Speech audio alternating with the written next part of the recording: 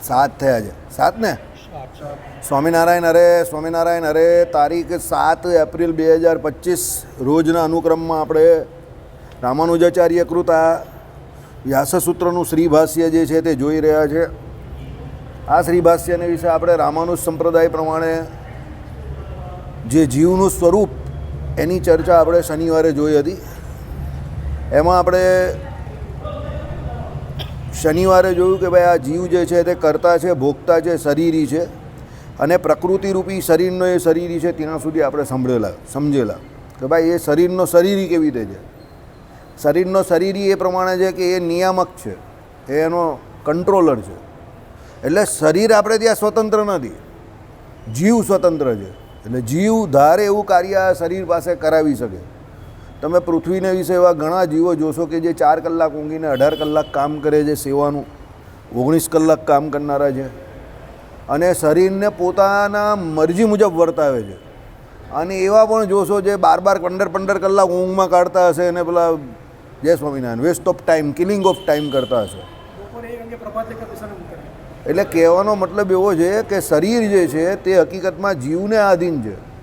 પણ જ્યારે જીવ નમાલો થઈ જાય, સમજો, હોશિયારો થઈ જાય, ભગવાને જે દ્રષ્ટાંત વચનામૃતમાં આપ્યું ને કે કોઈ નપુંસક રાજા હોય અને એને એમ કહે કે ઘરે દીકરો ન ઉતરે અને પછી એમ કે એના ગામમાં બધા બીજા ઘણા નપુંસક હોય, રાણીને એની પાસે પણ કદાચ સહવાસ થાય તો પણ એને દીકરા ન ઉતરે, કારણ કે નપુંસકથી કોઈ દિવસ સંતાન પ્રાપ્તિ નહીં થતી. એ પ્રમાણે જીવ જ્યારે પોતે પોતાને હોશિયારો સમજી જાય છે કે ના મારાથી કંઈ ન થશે, તો આ ઇન્દ્રિય અંતકરણ રૂપી જે એમ કહે કે શત્રુઓ જે છે તે એની પર હાવી થઈ જાય છે, શરીર એની પર હાવી થઈ જાય છે. અને જે કાર્ય બહુ સરળતાથી થતું હોય એ કાર્ય વધારે અઘરું થઈ જાય એના માટે. એટલે તમે જોજો સામાન્ય રીતે 100માંથી 80 વખત એવું હોય શરીર નહીં થાકતું પણ મગજ થાકી જાય છે, એટલે આપણે એ કામ મૂકી દઈએ છીએ. 20 વખત જ એવું થતું હોય કે હકીકતમાં શરીર થાકેલું હોય ને તમારે પછી આમ મૂકવું પડે અને તમને એવા ઝોલા આવે કે તમે આમ પડો કે તરત જ સૂઈ જાઓ. બાકી 80 વખત તમારું મગજ ના પાડી દે છે કે ના હવે નહીં કરવું, બહુ થઈ ગયું એમ બસ. એટલે એ જે તમને અંદરથી જે અનુભૂતિ થાય છે એ તમારું શરીર નહીં પણ એ તમે થાકી ગયા છો. તમારો જીવ અંદરથી એવું કહે છે કે હવે આને મૂકી દે, એટલે તમે એ મૂકી દેવું છો, બાકી શરીર નહીં થાક્યું. એટલે કહેવાનું તાત્પર્ય એવું છે કે એ શરીર તમારું જે નમાલું થઈ જાય છે, પેલા નપુંસક રાજા જેવું છે કે એને પછી કોઈ મોટા ધ્યેયની પ્રાપ્તિ થતી નથી. પણ વાસ્તવિકતા શું છે એ ઓળખવા જેવી છે કે ભાઈ આ જીવ જે છે તે આ શરીરરૂપી જે 24 તત્વની કાયાનગરી છે એને વિશે એ રાજા છે. અને એ આ 24 તત્વો દ્વારા વંડર એટલે મોટા એટલા કાર્યો કરી શકે છે કે આ લોકમાં અહીંયા બેઠો પલ્લોકમાં જે કોઈ મૂળાધાર સ્વાદિષ્ઠાનથી માંડીને જે કોઈ આપણા શરીરમાં જ અનાહત નામના જે કોઈ ચક્ર રહ્યા છે બ્રહ્મરંધ્ર સુધીના ઉપર, ત્યાંથી એ ભગવત દર્શન ગણપતિજી જે છે, બ્રહ્માજી, વિષ્ણુ, આ બધાના તો સ્થાનકને પામે જ છે પણ છેલ્લે ભગવાનનો સાક્ષાત્કાર પણ અહીંયા બેઠો કરી શકે છે. એટલી શક્તિ એને આપેલી છે. એની કુંડળીને વિશે જે એનર્જી રહેલી છે, શક્તિ એટલી રહેલી છે કે જો એ કુંડળીની શક્તિ એની જાગૃત થઈ જાય તો આપણે સત્સંગી જીવનના 5મ પ્રકરણમાં જોવું એ પ્રમાણે કે એ જીવ અહીંયા બેઠો એમ કહે કે ક્યાં અક્ષરધામમાં પહોંચી જાય, એટલી એની કેપેસિટી છે. અને આ બધા વંડર્સ જે છે, ચમત્કારો જે છે તે બધા મનુષ્ય શરીરની અંદર જ રહેલા છે. પણ આપણે એવા મૂર્ખના સરદાર છીએ કે મનુષ્ય શરીરનો સૌથી વધારે દુરુપયોગ કરીએ છીએ. ન ભોગવવાના જે કોઈ વિષય છે તે વિષય ભોગ પાછળ આપણે આપણું આ જીવન જે અમૂલ્ય જીવન જે છે એને ખર્ચી નાખીએ છીએ. બરાબર? એટલે આપણે જે પ્રાપ્તિ થવી જોઈએ આ શરીરે કરીને એ પ્રાપ્તિ થતી નથી. બાકી દેવતાઓથી માંડીને 84 લાખ જાતમાં જે કોઈ જીવો છે તે બધા મનુષ્ય શરીરની વાંછા કરે છે, એને ઈચ્છે છે કે મને મનુષ્ય જન્મ મળે તો હું કેટલું બધું કામ કરી શકું, એમાં ભગવત પ્રાપ્તિ કરી શકું. પરંતુ આપણે પછી એ મનુષ્ય શરીર પ્રાપ્ત થયા પછી એ પ્રમાણે વર્તતા નથી. એટલે જીવ જે છે તે શરીરી છે, નિયામક છે. બરાબર? એટલે આખા શરીરનું એ નિયમન કરનારો છે. એ એની વાસ્તવિકતા છે, સ્વતઃ સુખી છે, સમજો. એટલે અહીંયા શું કહ્યું કે ભાઈ એ શરીરી છે અને તે જ સાથે વળી શરીર રૂપ પણ છે, કારણ કે ઈશ્વરના શરીર રૂપ છે. હવે એ પોતે શરીર જે આપણું 24 તત્વોનું છે એનો એ શરીર છે, પણ જ્યાં ભગવાનની વાત આવે ત્યાં એ ભગવાનનું શરીર છે. કારણ કે આખું સમસ્ત જગત એટલે માયા જે કહી તે, અને એ માયા જે છે એને ધારી રહેલા જે ચેતનો, એટલે ગીતાજીમાં જે આવે છે એ પ્રમાણે કે ભાઈ મારી બે પ્રકારની પ્રકૃતિ છે, ચેતન અને અચેતન. એટલે મારી અચેતન એવી પ્રકૃતિ જે છે એને ધારીને પેલી ચેતન પ્રકૃતિ રહેલી છે. એટલે એ ચેતન પ્રકૃતિ જે છે તેના દ્વારા હું મારી અચેતન પ્રકૃતિ જે છે એને ચલાવું છું. અને જે અચેતન પ્રકૃતિ અને ચેતન પ્રકૃતિ બંનેનો શરીર એટલે બંનેનું નિયમન કરનારો તો વાસ્તવિકતામાં હું પોતે છું. પરંતુ હે અર્જુન, તું યાદ રાખ કે અચેતન અને ચેતન મારી બંને પ્રકૃતિથી હું કેવો છું? ન્યારો છું, વિશિષ્ટ છું. એટલે બ્રહ્મને રામાનુજ વેદાંતમાં ચીદ અચીદ વિશિષ્ટ કહ્યું. ચીદ અચીદ વિશિષ્ટ એટલે શું? ભાઈ ચિત એટલે ચેતન એવા જીવ જેવું બ્રહ્મ છે? ના, એના જેવું નથી. અચિદ એટલે અચેતન એવી માયા જેવું બ્રહ્મ છે? ના, એના જેવું પણ નથી. તો કેવું છે? તો એ બંનેનું નિયમન કરનારું એની અંદર રહીને રાષ્ટ્ર ન્યાયે રાજા જે કરે છે, રાજા રાષ્ટ્ર ન્યાયે નહીં પરંતુ અંતઃ પ્રવિશંતિ એટલે એની અંદર પ્રવેશ કરીને એનું નિયમન કરે છે. આટલો પરમાત્મામાં વિશેષ છે. રાજા દ્વારા રાષ્ટ્રનું નિયમન એક દેશસ્થ જગ્યા પરથી એટલે એક જગ્યા પરથી થાય છે, એક દેશસ્થ રીતે. મોદી સાહેબ આખા દેશનું નિયમન કરે છે એની ચેનલ દ્વારા, નેટવર્ક દ્વારા. ક્યાંથી? દિલ્હીમાં બેઠા બેઠા.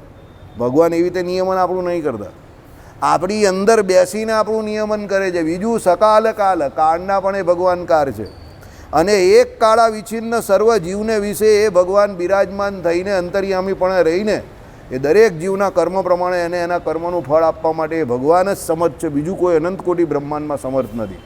એટલે એ પ્રમાણે એ ભગવાન જે છે તે અંતર્યામીપણે શરીરીપણે સમસ્ત જીવ પ્રાણી માત્રમાં પણ રહ્યા છે, માયામાં પણ રહ્યા છે. કારણ કે માયામાં જે કોઈ આ ચિત્ર વિચિત્ર ઘટનાઓ ઘટે છે, 20 દિવસ પહેલાં ઠંડી હતી કાં ગરમી હતી, 20 દિવસમાં આખું વાતાવરણ ચેન્જ થઈ ગયું. હવે આના પછીના 20 દિવસમાં આના કરતાં કદાચ મે બી વધારે ગરમી હોઈ શકે, અને 2 મહિના પછી એકદમ વરસાદ થશે. તો માયામાં પણ આ જે બધી ચિત્ર વિચિત્ર ઘટનાઓ ઘટે છે કે ભાઈ અત્યારે આ આકાશ જે છે તે એકદમ સાફ દેખાય જ તમને, 2 મહિના પછી તમે જોશો તો આકાશ ધીરે ધીરે લાલ પડવા માંડશે, પછી કાળા વાદળો થશે. લાલ પડે એટલે એ નિશાની કે ધીરે ધીરે વરસાદ થવાનો, પછી એ કાળા વાદળો થશે, પછી એમાં ગાજવીજ થશે ને એમાંથી વરસાદ થશે. સમજો? તો માયામાં જે આ ચિત્ર વિચિત્ર ઘટનાઓ ઘટે છે એ પણ ભગવાનને આભારી જ છે. બરાબર? ચોમાસાને વિશે વરસાદ થવો, આકાશમાં જે એમ કહે કે ઉનાળાને વિશે જે વરાળ રૂપે જે પાણી એનું ઉપર જવું, એના વાદળ બંધાવવા અને પછી વરસાદ થવો, એમાં પણ ક્ષેત્રે ક્ષેત્રે અલગ અલગ પ્રકારનો વરસાદ અલગ અલગ સમય પર પડવો. આ કે એવું નથી કે નળનો ચાકો ચાલુ કરી દીધો ને ચાલુ જ રહી. ભાઈ વરસાદ પાછો થોડો થોડો કરીને પડે 4 મહિના આપણે ત્યાં. એટલે પાક જે છે, જમીન જે છે એને વરસાદ પૂરો પચે. બાકી એક સાથે બધો પડી જાય તો બધું તણાઈ જાય જે હોય તે. આ તો બધું અંદર જાય અને જે કંઈ બીજ વાવેલા હોય તે ધીરે ધીરે એના અંકુર ફૂટે અને પછી એ અનાજ રૂપે તમને ભગવાન પ્રકૃતિ જે છે તે અનાજ રૂપે તમને એમ કહે કે જે કંઈ બીજ વાવેલા હોય તે પાછું રિટર્ન આપે, પાછું આપે. એટલે આ પ્રકૃતિ જે છે એના નિયમન કરતાં પણ એ ભગવાન છે, જીવ જે છે એના પણ નિયમન કરતાં એ ભગવાન છે. એટલે ભગવાન સર્વ શરીરી છે. સર્વ શરીરી એટલે દરેક જીવ અને જે માયા છે તે બંનેના શરીરી એ ભગવાન છે. એટલે ધારક ધાર્ય ભાવ, નિયામક નિયામ્ય ભાવ, ક્ષેત્ર ક્ષેત્રજ્ઞ ભાવ, શરીર શરીરી ભાવ, આ બધા ભાવ જે છે તે ભગવાનને વિશે સિદ્ધ થાય છે. મેં તમને કહેલું પ્રથમનું 64મું વચનામૃત વાંચવાનું કે આત્મા અને અક્ષર બંને ભગવાનનું શરીર છે. તે કેવી રીતે છે? આવી રીતે છે ભાઈ. એ આત્મા જે છે તે અને એ જે માયા જે છે તે બંનેનું શરીર ભગવાનનું એ બંને શરીર છે. અને આત્મા કયા? તો સમસ્ત જીવ પ્રાણી માત્ર, અક્ષરધામમાં રહેલો મુક્ત જે છે એના પણ શરીર એ ભગવાન જ છે. નિત્ય મુક્તો જે છે એના પણ શરીર એ ભગવાન છે. એટલે ભગવાનને વિશ્વાત્મા કયા કે સમગ્ર વિશ્વના એ આત્મા છે. આત્મા હોવું એટલે એનો મતલબ શું છે કે એ ભગવાન જે છે તે સ્વતંત્રપણે બધાનું નિયમન કરે છે. ધણીનો ધણી કોઈ નથી, ભગવાનનો ધણી કોઈ નથી. ભગવાને કંઈ પૂછવાનું નથી કે શું કરવું. ભગવાન અનંત કોટી બ્રહ્માંડમાં એક જ છે. અંત્યનું 39મું વચનામૃત વાંચી લેજો. એમાં ભગવાને ચોખ્ખું કહ્યું ભગવાન જેવો તો ભગવાન એક જ છે. જો ભગવાન વધી જાય તો એક કહે કે મનુષ્યના જે એમ કહે કે ધર્મો જે છે, જાનવરને વિશે, પશુઓને વિશે રાખો, પશુઓના ધર્મ મનુષ્યને વિશે રાખો. આ માણસ જે સુખી છે એને દુઃખી કરો, દુઃખી છે એને સુખી કરો. અહીંયા વરસાદ થાય છે ત્યાં બંધ કરો, બીજે વરસાદ કરાવો. આ બધું જે ચક્ર જે છે તે બધું ફેલ થઈ જાય. અદલ બદલવા ક્રમ જે આખો ફેલ થઈ જાય જો 2 ભગવાન 3 ભગવાન હોય તો. પણ ભગવાન નથી લાવવો. બરાબર, ભગવાન એક જ છે. અનંત કોટી બ્રહ્માંડનો ઈશ્વર જે છે તે કોઈ એક જ છે અને એ અનાદિકાળથી આ અનંત કોટી બ્રહ્માંડ જે છે એનું ખાતું ચલવે છે. એટલે યાદ રાખજો, સત્તા હંમેશા કેન્દ્રીયકરણથી જ ચાલવી જોઈએ. સત્તાનું વિકેન્દ્રીયકરણ થાય એટલે સમજવાનું એમાં પ્રજાનું કોઈ દિવસ હિત ન થાય. પણ લોકશાહીમાં એ પ્રજા જે છે એણે સત્તા કોને સોંપી, એટલે કેન્દ્રીયકરણ જે સત્તાનું થાય છે એમાં કયા વ્યક્તિને સત્તા સોંપી એનો અધિકાર એને દર 5 વર્ષે પ્રાપ્ત થાય છે. તો એ એના અધિકારનો એ પૂરેપૂરો સારા મગજથી ઉપયોગ કરવો. કોઈ એવા માણસને ના આપી દેવું કે જે ધર્મ નિરપેક્ષ હોય, સમજો, અને એ ધર્મ નિરપેક્ષ હોય અને એ ધર્મ નિરપેક્ષતામાં નાસ્તિક ભાવથી બીજા ઘણા બધા જીવોનું અહિત કરી નાખે. એવા વ્યક્તિને કોઈ દિવસ સત્તા સોંપવી નહીં. નહીં તો સતયુગને વિશે પણ રાજા વેન જે હતો એણે કળિયુગના ધર્મનું સ્થાપન કરી નાખેલું. અને જો કોઈ રાજા સારો આવી જાય તો કળિયુગને વિશે પણ લોકો જય શ્રી રામના નારા લગાવતા થઈ જાય. બરાબર, એટલે મેન બિહાઇન્ડ પ્રોડક્ટ. આ વસ્તુ યાદ રાખજો. જીવનમાં કોઈ પણ કાર્ય જે છે એની પાછળ કોઈને કોઈ ચેતન એવો કરતા હોવો જરૂરી છે. ચેતન જ્યાં સુધી કરતા કોઈ પણ કાર્ય કરવાની શરૂઆત ન કરે કે એમાં ન ભળે ત્યાં સુધી કોઈ પણ પ્રકારનો વ્યવહાર શક્ય નથી. અને એ ચેતન એવો જીવ જ્યારે કરતા, એટલે જીવ એ જ્યારે એ કાર્ય કરવા માટે પ્રેરાય એટલે અંદર રહેલા પરમાત્મા એને એ પ્રમાણે ધીરે ધીરે ધીરે સપોર્ટ કરતા જાય. કોઈ બીજા વ્યક્તિ દ્વારા મદદ કરે, ગૂગલ બાબા દ્વારા મદદ કરે, પણ કોઈને કોઈ હિસાબે એને મદદ થાય અને ધીરે ધીરે ધીરે એ કાર્યમાં આગળ વધે. પણ વધવાનું એને પોતે છે. જે કરતા છે જ ભોગતા છે, એ આપણે પરમ દિવસે જોઈલું. બરાબર, એટલે ભગવાન જે છે તે કેવા છે, આ શરીર જે છે એના પણ શરીરી છે અને ભગવાન જે છે તે એમ કહે કે કોના, આ જીવ જે છે એના પણ શરીરી છે. એટલે જીવના 3 પ્રકાર છે, બદ્ધ જીવ, મુક્ત જીવ અને નિત્ય. એટલે બદ્ધ એટલે જેઓનો સંસાર મટ્યો નથી તેવા. 14 ભુવનમાં વસતા બ્રહ્મા, રુદ્ર વગેરેથી માંડી કીટ પર્યંત બલકે સ્થાવર પર્યંત જીવ માત્ર. બદ્ધ જીવના વળી 2 પ્રકાર છે, શાસ્ત્ર વશ્ય તેવા અને શાસ્ત્ર વશ્ય નહીં તેવા.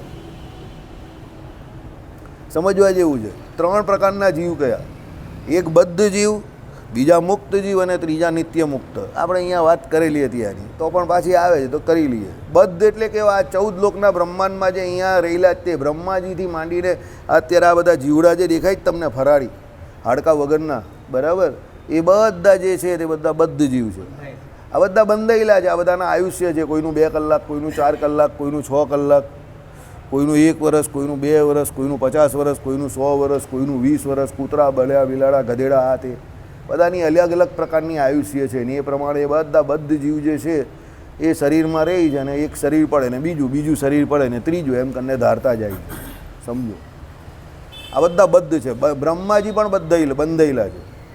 બરાબર, એટલે અહીંયા લખેલું જ છે, સાંભળો કે ભાઈ બદ્ધ જીવમાં કોણ કોણ કયા છે કે ભાઈ 14 ભુવનમાં વસતા બ્રહ્મા, રુદ્ર વગેરેથી માંડી. રુદ્રને પણ બદ્ધ કયા, કારણ કે એ પણ બદલાયા કરે છે.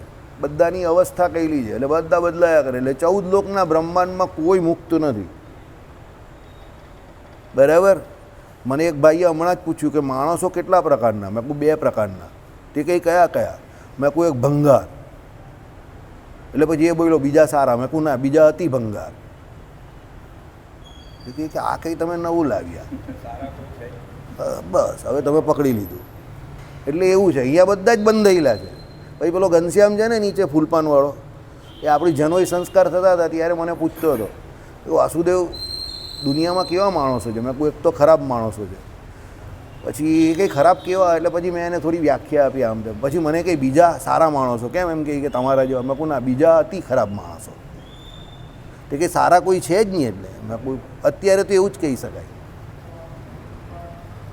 બરાબર, એટલે હવે તમે કેમાં આવો છો? ભંગારમાં આવો છો કે અતિ ભંગારમાં આવો છો? તમારે નક્કી કરવાનું.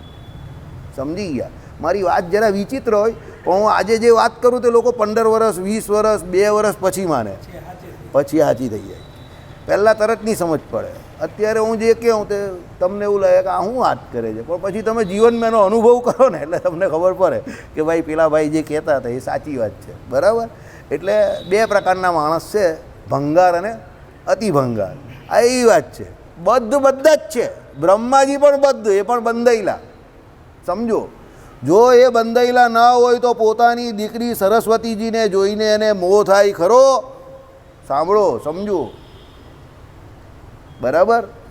રુદ્ર છે, બંધ બ્રહ્મા છે, બીજા જે કોઈ જીવ છે નાના મોટા કીટ આદિ બધા બંધાયેલા છે.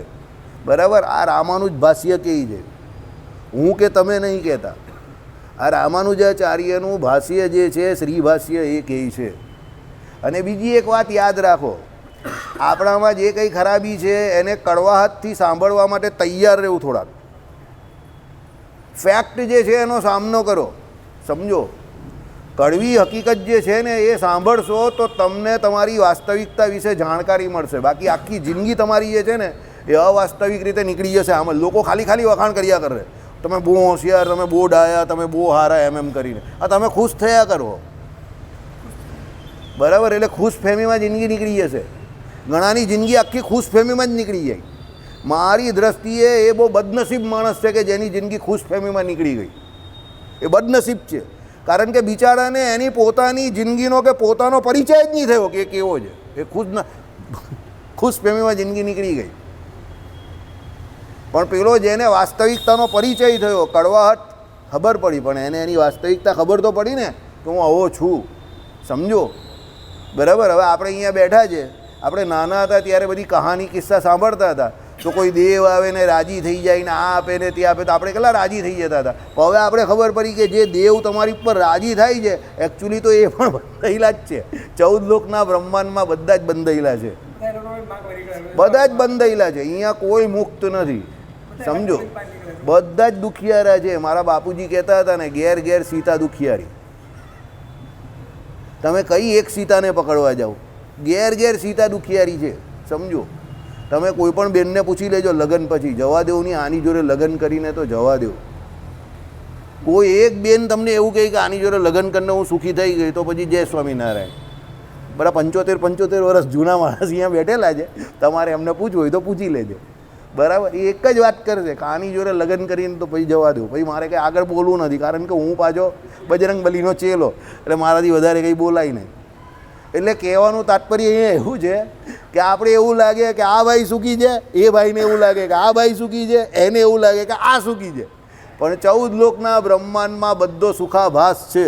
સુખાભાસ એટલે સુખનો આભાસ માત્ર. સુખી કોઈ છે નહીં. અને સુખી નથી એનું કારણ તમને ખબર છે? શું કારણ છે? બોલો મોટા મહાશય. સુખી કેમ નથી એનું કારણ બોલો. કેટલી મિનિટથી અહીંયા બેઠા? 10 મિનિટથી. 10 મિનિટમાં આનો જવાબ હમણાં જ આપવામાં આવેલો છે. વહેલા આવી જવાનું. બરાબર. બ્રહ્મસૂત્ર ભાષ્ય ચાલતું હોય, મને કોઈ શીખવાડતું હતું તો હું વહેલો પહોંચી જતો હતો અને રાત્રે 2 વાગ્યા સુધી હું બેસતો હતો. બરાબર. કારણ કે મારે શીખવું હતું. તારે શીખવું હોય તો વહેલા આવી જવાનું. ઓકે. બોલો ભાઈ, સુખી કેમ નથી કોઈ? હા, અજ્ઞાન. Okay, very good. ચાલો બોલો મનીષભાઈ. ઓકે, બોલો જયપ્રાજી. અજ્ઞાન છે. બોલ ભાઈ, સુખી કેમ નથી? આપણે સુખી કેમ નથી? તમારું નામ શું? નામ તો બોલ ભાઈ. હે? નંદ નામ છે. ઓકે. તારા પપ્પાનું નામ? કૃષ્ણકાંત. Very good. ચાલો, એને એટલું તો ખબર છે. હવે બોલો અશોકભાઈ, આપણે સુખી કેમ નથી? માયાના મોથી બંધાય. બોલો ભાઈ. બોલો ભાઈ, આપણે સુખી કેમ નથી? બાકી પરમ દિવસે તો એવું આવેલું, ચોથે દિવસે, કે આત્મા તો સ્વતઃ સુખી છે. તો આપણે સુખી કેમ નથી? આપણે સુખનો ખાલી આભાસ જ થાય છે એવું કેમ થાય છે? સુખાભાસ. તો આપણે સુખી કેમ નથી? બાકી જીવ તો સ્વતઃ સુખી છે. એ મેં નહીં કહેતા, રામાનુજ ભાષ્ય કહેતા હે. બોલો દીપકભાઈ, આપણે સુખી કેમ નથી? અજ્ઞાને કરીને. બોલો મોટા ભાઈ. શિવમ શિવમ બાબા, શિવમ શિવમ. બોલો. શિવમ જ નામ છે ને તમારું? હા, શિવાય, શિવાંગ. ઓકે, શિવનું અંગ એ પણ સારું નામ છે, પણ શિવનું અંગ જલંધર પણ હતું ને. આપણે જલંધર નહીં બનવાનું, ગણેશ કા કાર્તિકેય બનશો તો ઓકે. ચાલો બોલો. અજ્ઞાને કરીને મુકુંદાસ તમે તો આવી ગયા. બોલો ભાઈ, આપણે દુઃખી કેમ છે? આ સુધી અહીંયા છે ત્યાં સુધી દુઃખી છે. બોલો ભાઈ. ઓ ફાઇન જવાબ ભાઈ, આ જવાબ જોઈતો હતો. આ ભાઈ અહીંયા બેઠેલા જ એટેન્ટિવ છે. બદ્ધ છે ત્યાં સુધી કોઈ સુખી થવાનું જ નથી. જેલમાં રહીને કોઈ કેદીને તમે પૂછો કે તું સુખી છે, તે કહે કે અહીંયા જેલમાં રહીને કાં સુખી થવાનો, એ તો મુક્ત થાઉં, ઘરે જાઉં તો જ સુખી થાઉં ને. સમજો, આમાં ચોખ્ખું તો આવ્યું. જીવ બદ્ધ છે, 14 લોકના બ્રહ્માંડમાં જીવ બદ્ધ છે, એટલે સુખાભાસ, એને ફક્ત સુખનો આભાસ જ પ્રાપ્ત થાય છે. તો બદ્ધ રહીને કોઈ સુખી થોડો થઈ શકે. સમજો. हाँ, कभी कभी ऐसा होता है, कांटे ने तलवार को काट दिया. યાદ રાખજો. ઘણી વખત શું થાય? कांटे ने तलवार को काट दिया. 100 आदमी और 4 गोली मिलकर जो काम नहीं कर सकती, वो अकेला एक आदमी कर सकता है. અમુક વસ્તુ બહુ જોરદાર હોય. નાનો કાંટો હોય ને તે ઘણી વખત તલવાર કાપી નાખે. જો આટલા બધા હોશિયાર બેઠેલા હતા તલવારવાળા, એ બધા કપાઈ ગયા. કોણે કાપી નાખ્યો? આ કાંટાએ. બરાબર? એટલે લખનારા બહુ જોરદાર લખતા હોય. જે કોઈ કંઈ પણ લખે છે ને એની એ લખવાની કારીગીરી છે ને એને ક્રેડિટ આપો. સમજો તો તમને યાદ રહે. મસ્ત છે ને. લખવાવાળાએ કેવું લખેલું છે? કાંટે ને તલવાર કો કાટ દિયા. હવે હકીકતમાં તલવાર કોઈ દિવસ કપાઈ કાંટાથી? પણ આ લખેલું બહુ સરસ છે. મને ગમી ગયેલી આ વાત એની, એટલે મને યાદ રહી ગઈ કે આપણે જેને નાના સમજતા હોઈએ, કે જેને એવું સમજતા હોય કે ભાઈ એનું એજ્યુકેશન ઓછું છે, એવું હકીકતમાં નથી હોતું. જે એટેન્ટિવ રહે એને જવાબ આવડે. બદ્ધ હોય તે કોઈ દિવસ સુખી હોઈ જ નહીં શકે. યાદ રાખજો. કારણ કે એ બંધાયેલો છે માયાથી. તો ભાઈ સુખી કેવી રીતે હોય? જીવ સ્વતઃ સુખી ક્યારે કયો? સંસારના આ જે વેપારમાં એ પોતે પોતાની જાતને અલગ રાખીને પોતે પોતાના સ્વરૂપમાં રમણ કરતો હોય તો એ સુખી. પણ અહીંયા તો ચોખ્ખું જ કહ્યું છે કે ભાઈ એ બદ્ધ છે. તો બદ્ધ હોય તો સુખી કેવી રીતે હોય? સમજો. બરાબર? આ કેવી વાત છે? એક ભાઈએ કહ્યું આઈ એમ હેપીલી મેરીડ, એટલે બીજા ભાઈ ઊભા થઈને કહ્યું sorry, either you should be happy or your should be married. સાહેબને સમજ પડી ગઈ, બીજા ઘણા ઓછાને સમજ પડી હશે. આઈડિયા આવી ગયો? અશોકભાઈ તો મારું મોડું જોઈ છે, બ્લેક એન્ડ વ્હાઇટ, એટલે એ બધું જ સમજી ગયા. તમને સમજ પડી? ચાલો બોલો, શું કહ્યું? હા હા, આઈડિયા આવી ગયો. આ એવી વાત છે. આ હકીકત છે. આ એક સાર્વજનિક કાર્યક્રમમાં બનેલી ઘટના કહું તમને. આ મારા કંઈ પેલી ખિસ્સાની વાત નથી. એક ભાઈ આવી રીતે બોલેલા આઈ એમ હેપીલી મેરીડ. તો એક ડૉક્ટર હતો, એક વ્યક્તિ, તે કહે કે either you should be happy or you should be married. બંને વાત સાથે તો શક્ય નથી એમ કે. બરાબર? આવી વાત છે. તમે બદ્ધ હોવ તો તમે સુખી ન હો, અને તમે સુખી હોવ તો તમે બદ્ધ ન હો. આઈડિયા આવી ગયો? હવે સમજ પડી ગઈ? હવે આપણે તત્વજ્ઞાનની બહુ ઉચ્ચ કક્ષાની વાત કરી રહેલા છે, એટલે તમે ધ્યાન ન આપશો તો ગાડી આગળ નીકળી જશે ને તમે ત્યાંના ત્યાં રહી જશો. આ બધી તત્વજ્ઞાનની વાત છે ને આમાં કોઈ ગપ્પમ ગપ્પા નહીં ચાલે. તમે બધી સ્ટોરીઓ સમજાવો ને, આમની સ્ટોરી તેમની, આમાં સ્ટોરી નહીં ચાલે. આમાં બેઝ જોઈએ. આ રિયાલિટીવાળી વાત છે એકદમ. બરાબર? એટલે શું કહ્યું એમાં કે ભાઈ બધા બદ્ધ જીવ છે. 14 લોકના બ્રહ્માંડમાં જે છે તે બધા બદ્ધ છે. અને એ બદ્ધ જીવ જે કોઈ છે તે સમજો કીટ બધા સ્થાવર પર્યંત જીવ માત્ર એ બધા બદ્ધ છે. બદ્ધ જીવના વળી 2 પ્રકાર છે. આપણા બદ્ધ 2 પ્રકારના જીવ છે. કયા તે સાંભળો. શાસ્ત્રને વશ્ય એવા અને શાસ્ત્રને વશ્ય નહીં તેવા. જેઓનું જ્ઞાન ઇન્દ્રિયોને આધીન છે એ શાસ્ત્ર વશ્ય છે, અધીન છે. અને પશુ પંખી સ્થાવર આદિ શાસ્ત્રને વશ્ય નથી.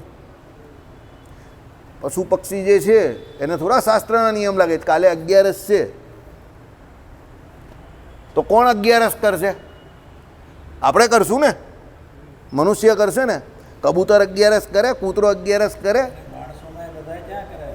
એટલે એને શું કહ્યા? હવે તમે બોલ્યા એનો જવાબ. એટલે એ માણસ જે 11 નહીં કરતા એને શું? શાસ્ત્રના વશમાં નથી. એટલે એ લોકો કેવું જીવન જીવે છે? પશુ જેવું. હમણાં જે કંપનીનો એક સેલ્સમેન હતો એની જોડે મારી ચર્ચા ચાલતી હતી, થોડીક એની ફેમિલી લાઈફ ડિસ્ટર્બ હતી. મેં કહું આ લિબરલાઇઝેશનના નામ પર આપણે છે ને એનિમલિઝમ તરફ જઈ રહેલા છે. It is not liberalisation but it is animalism. એટલે આપણે મનુષ્ય ધર્મને છોડીને જાનવરના ધર્મની અંદર પ્રવેશ કરી નાખ્યો. લીવ ઇન રિલેશનશીપના નામ પર આપણે વ્યભિચાર કરવા માંડ્યા. એને કારણે સોસાયટીમાં ક્રાઇમ રેટ વધી ગયો.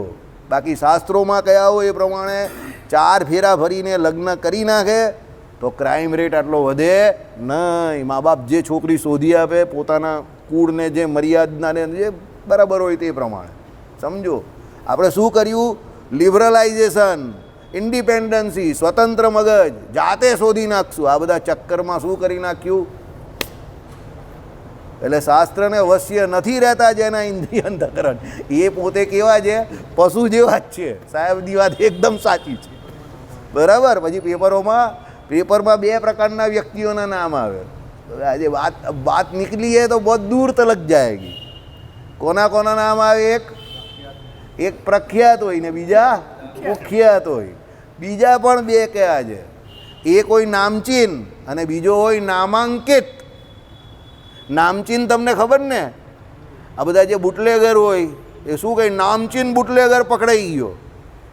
બરાબર. બુટલેગર એટલે ખબર ને તમને? પાછી એ પાછી નહીં ખબર હશે. બુટલેગર એટલે ભાઈ તને ખબર છે? બુટલેગર એટલે તને તો ખબર હશે. તો બુટલેગર હે બુટલેગર એટલે કોણ? હા, ખેપ મારે. સમજી ગયો. એ અને એ જાણતો હોય એ. ચાલો એટલે ના, ખેપ મારે એ આ ભાઈ બોલ્યા તે દારૂની ખેપ મારતો હોય ને એ બુટલેગર કહેવાય. બરાબર. એ બુટલેગર એટલે ખેપ, એ આ લોકની ભાષામાં એને ખેપ મારતો કહેવાય. એ નામચીન કહેવાય. સમજો, એને નામાંકિત નહીં કહેવાય.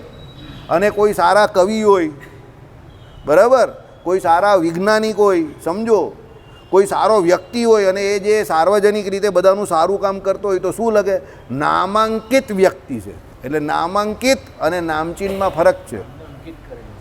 સમજી ગયા? હવે આપણે શું કહીએ ખબર? બહુ નામચીન માણસ છે, મંદિરોમાં બહુ સારા કાર્યક્રમ કરે છે. અરે એ નામચીન નહીં કહેવાય ફકીર મોહમ્મદ, એ નામાંકિત કહેવાય. નામચીન તો બોલો બુટલેગર કહેવાય. સમજી ગયા? એટલે ભાષાનું જ્ઞાન ન હોય તો ન લવારા નહીં કરવાના, પણ શાંત રહેવું. તમારા હેમાંગ શાસ્ત્રી છે ને, તમારા ફેવરિટ વક્તા, તે બહુ ઉડારે આવા લોકોની કે એ નામચીન ન કહેવાય મોટા ભાઈ, એ નામાંકિત કહેવાય. શ્રેષ્ઠ વક્તા, ભાગવતના કથાકાર, શબ્દને સંભળાવનારા એ બહુ સરસ છે. અનફોર્ચ્યુનેટલી એમની જે કથા આવે છે ટુકડામાં આવે છે, કન્ટિન્યુટી નહીં મેન્ટેન રહેતી, એટલે મજા નથી આવતી. બાકી એ જે વિષયોનું વર્ણન કરે છે ને, સરસ કરે છે. એટલે એમાં શું છે કે એ જ્ઞાન હોય તો જ આટલું જોરદાર વિવરણ કરી શકતા હોય ને. શબ્દનું ગુજરાતીમાં અનુવાદ કરવું ને સમજાવવું બહુ કઠણ કામ છે. એ જેને વિષયમાં રસ હોય ને જે કરી શકતો એ જ કરી શકે. બાકી ગબડી તો બધા કરાવે. 7 દિવસની અંદર આ ઉત્સવ, પેલો ઉત્સવ, ફલાણો, એ કોઈ પણ કરી શકે. એ તો બધી નોટ્સ હોય, એમાં 7 દિવસથી 70 દિવસ પણ નીકળી જાય. ચાલો, ઓકે.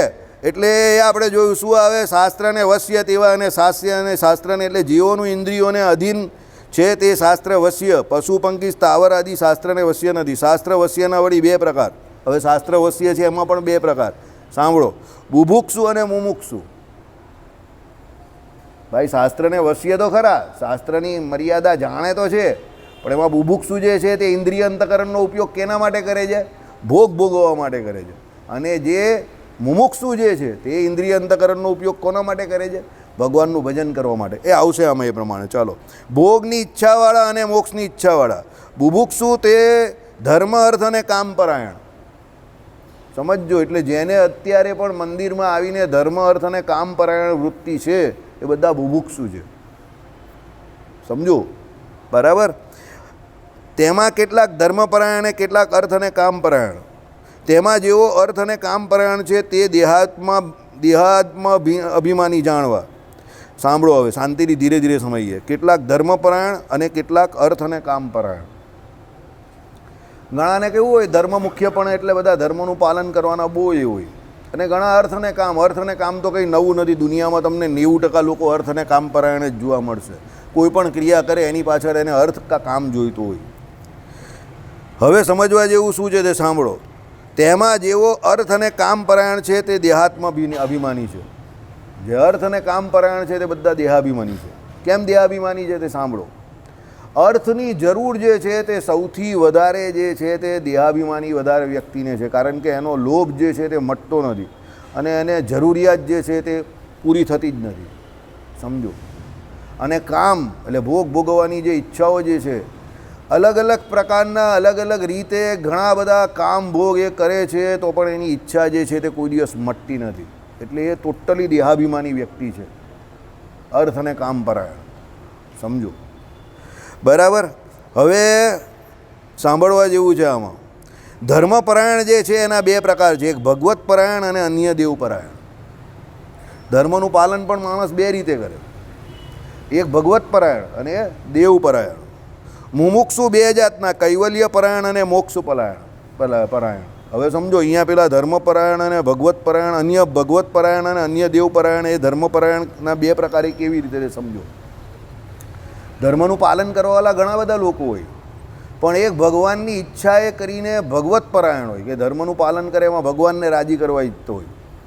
અને બીજો જે હોય તો અન્ય દેવને. હવે અન્ય દેવને જે ઈચ્છતો હોય કે ભગવાનને ઈચ્છતો હોય, સમજો ધર્મપરાયણ જે છે તે, પણ એમાં એ માંગશે કંઈ આ લોકની જ વસ્તુ, કારણ કે એ ધર્મપરાયણ છે, મોક્ષપરાયણ નથી. એટલે ધર્મનું પાલન એ કરે છે, પણ કેના માટે કરે છે? કોઈ આ લોકની સિદ્ધિ માટે કરે છે. અને અન્ય દેવપરાયણ છે તે પણ અન્ય દેવ પાસે ધર્મનું પાલન કરશે, તે આ લોકની સિદ્ધિ માટે જ કરશે. રાવણ હતો એ તપ કરતો હતો, બ્રહ્માજીને રાજી કરેલા એણે, તો તપ કરવું એ ધર્મ તો છે જ ને. પણ એને રાજી કોણે કર્યા? બ્રહ્માજીને. અરે બ્રહ્માજી રાજી નહીં થતા તો એણે શું કર્યું? એનું મસ્તક જે હતું તે કેટલી વાર દશાનન કેમ કહ્યું એને? 10 વખત કાપીને એણે અગ્નિને વિશે, યજ્ઞને વિશે શું કરી દીધું? એને હોમી દીધું. પછી બ્રહ્માજી એની પર પ્રગટ થયા. સમજો. બરાબર. હવે તપ નામનો ધર્મ તો એનામાં હતો, પણ એ ધર્મનો એણે સદુપયોગ કરવો હતો? કર્યો એણે? પછી સદુપયોગ એણે પછી શું કર્યું? દુનિયામાં હાહાકાર મચાવી નાખ્યો. જે કંઈ હતું તે બધું એના તપના બળે કરીને, જે કંઈ એને પુણ્ય પ્રાપ્ત થયું એ બળે કરીને એણે બળાત લોકો પાસેથી બધું હરી લીધું. પહેલાં તો એના ભાઈ કુબેર પાસે જઈને શું લઈ લીધી એણે? સોનાની લંકા જ લઈ લીધી. પુષ્પક વિમાન તો બધું આવી જ ગયું, લંકા જ સોનાની આખી લઈ લીધી. પહેલાં કુબેરને કીધું તું અહીંયાથી ફૂટબોલ થઈ ગયા બચવું હોય તો. સમજો ના, એટલે તે સ્વર્ગ લોક પણ એને લઈ જ લીધેલું ને, ત્રિલોકીનો રાજા જ થઈ. એને આપેલું, એના બાપુજીએ આપેલું. લંકા જ એની પ્રોપર્ટી હોય ને અહીંયા, એનું ગન. ને કુબેર દેવતાઓના ખજાનચી હતા, પણ પોતે હતા ગંધર્વ હતા કદાચ, યક્ષ હતા, યક્ષ. એટલે એ કુબેર જે હતા ને એ દેવતાઓના ખજાનચી. એટલે આપણે ફાઇનાન્સ મિનિસ્ટર કહીએ ને, as good as finance minister. એટલે પ્રોસ્પેરિટી બહુ હતી એમની પાસે. રાવણની માતા જે હતી એને પહેલેથી રાક્ષસી સંસ્કાર હતા, એટલે એ કહે કે જે વસ્તુ સાવકોભાઈ માલ, એટલે એની માએ એને કહ્યું કે આપણે તો રાક્ષસી પ્રવૃત્તિવાળા છે. હા, એટલે જે વસ્તુ આપણે પ્રિય હોય એ ન મળે તો છીનવી લેવાની. હવે મા બાળકને હંમેશા સંસ્કાર શીખવાડે. સમજજો, પહેલો સંસ્કાર જે છે ને તે ઘરમાંથી મા જ શીખવાડે. બરાબર. હમણાં જો એક જગ્યા પર એક કાર્યક્રમ ચાલતો હતો ને જોઈ રહ્યો હતો, તે 35 વર્ષના છોકરાએ એની માએ એને તમાચો માર્યો. પેલો છોકરો બહુ દુઃખમાં પહોંચી ગયો અને ઘરે એક જગ્યા પર જઈને બાકરા પર બેસી ગયો. તો ત્યાં એને એક પત્રકાર મળ્યો. તો પત્રકાર કહે કેમ રડે છે? કે મને મારી માએ તમાચો માર્યો. તે કે માએ તમાચો માર્યો એમાં શું રડવાનું? મા તો મારી શકે છે ને. તે કંઈ દુઃખ એ બાબતનું નથી કે મારી માએ તમાચો માર્યો, દુઃખ એ બાબતનું પણ નથી કે આટલા બધા લોકોની વચ્ચે માર્યો, પણ દુઃખ એ બાબતનું જ કે જો મને 20 વર્ષ પહેલાં એણે તમાચો માર્યો હતો ને તો અત્યારે હું આવો નહીં હતો. મેં તમને શું કહું, જીવનમાં ઘણી બધી નાની નાની ઘટનાઓ તમને ઘણું બધું શીખવાડતી હોય. એટલે કહેવાનો મતલબ શું છે, શાસ્ત્રોમાં જે લખેલું તે બરાબર લખ્યું. પ્રથમ શિક્ષક મા છે. મા એ જીવને જે છે તે પ્રાથમિક ધોરણે દૈવી સંસ્કાર આપી શકે છે, આસુરી સંસ્કાર પણ આપી શકે છે, કઈ કસીની જેમ. સમજો, વિસરવા તો કોમન ફેક્ટર છે. બધા છોકરાઓના બાપા એ હતા, એ જેવા પેલાના હતા, એ પેલાના હતા, વિભીષણના પણ હતા અને રાવણના પણ હતા, એ ઋષિમુનિ હતા. પણ એની મા બદલાઈ ગઈ એટલે આ બધા જે અંદરના સંસ્કાર હતા તે ચેન્જ થઈ ગયા. બરાબર? એટલે કહેવાનો મતલબ એવો નથી કે જે ધર્મપરાયણ છે તે મુમુક્ષુ જ છે. હું તમને એ કહેવા માગું છું. સગો ભાઈ હતો, પણ એના લક્ષણ પહેલેથી સારા હતા.